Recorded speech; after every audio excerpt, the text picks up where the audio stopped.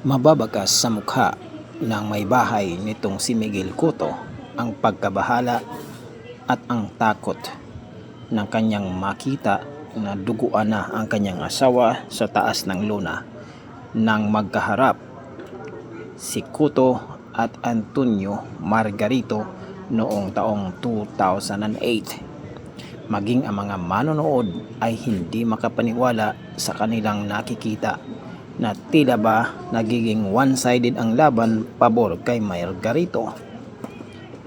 Talaga namang nakakagulat ang nangyari dahil bugbog sarado ang inabot nitong si Cotto laban kay Margarito. At yun na nga, panalo itong si Margarito. Taong 2009 naman, nakatakdang harapin ni Antonio Margarito itong si Shane Mosley. At sa gabi ng laban o bago ang laban ay natuklasan ng grupo nitong si Shane Mosley na mayroong hand wrap ang kamay nitong si Antonio Margarito, ang tinatawag nilang gypsum. At dahil dito ay kaagad silang nagprotesta at pinaulit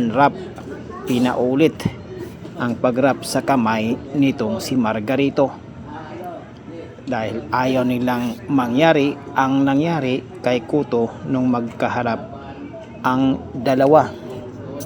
At sa pagkakataong ito nang magkaharap na sa ring itong si Mosley at si Margarito ay walang dudang natalo nitong si Shane Mosley si Antonio Margarito.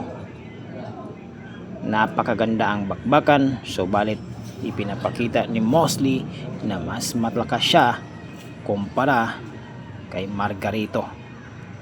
At noong 2011 ay muling nagkaharap sa isang rematch itong si Cotto at si Margarito.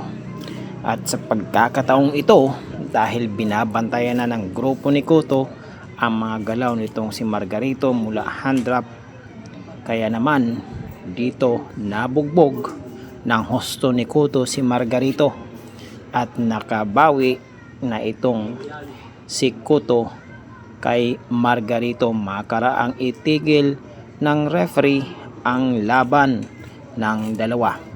Taong 2009 naman nagharap si Margarito at itong si pambansang kamaong si Manny Pacquiao. At sa labanan nilang yun, witness tayong lahat, lalong-lalo na tayong mga Pilipino, kung paanong binugbog ng todo nitong si Pacquiao si Antonio Margarito.